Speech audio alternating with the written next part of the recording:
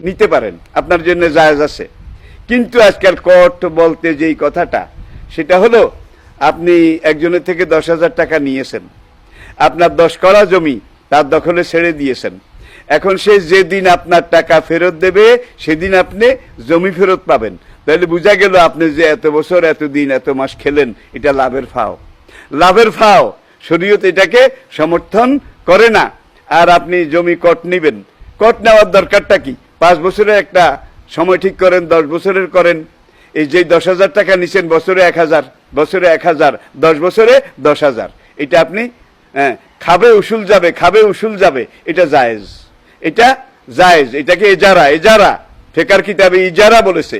কিন্তু আপনি ওই জমিও খাবেন, টাকাও খাড়া থাকবে, পুরা টাকাও দেওয়া লাগবে। ফতুয়ায়ে স্বামী, ফতুয়ায়ে স্বামী 4th খণ্ড 101 পৃষ্ঠা, সেখানে বলা হয়েছে এইভাবে, কুল্লু কারজিন জাররা নাফান ফাহুয়া রেবা। এইভাবে টাকা ধার দিয়ে জমি বন্ধক রেখে যেই লাভ করা হয়, খাওয়া হয়, এটা হারাম।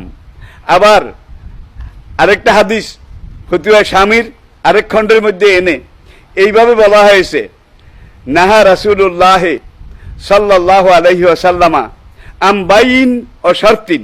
কোনো কিছু আপনি যদি বিক্রি করেন, সঙ্গে সঙ্গে হস্তান্তর, সঙ্গে সঙ্গে এটাকে গ্রহণ করতে হবে। কিন্তু আপনি এই যে জমি লাগালেন, কট নিলেন, আপনি জমিও খেলেন, টাকাটাও খাড়া থাকলো, এটা কাট্টা সুদ, হারাম। হাসরের দিন সুদের যেই অপরাধ, সেই অপরাধে আপনাকে অপরাধী হতে হবে। সুতরাং কট নেওয়া যাবে না, কট খাওয়া যাবে না, কট দেওয়া যাবে না।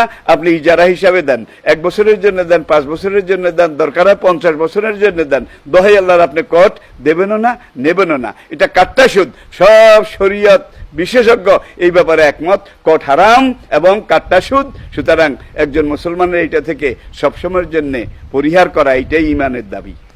জি।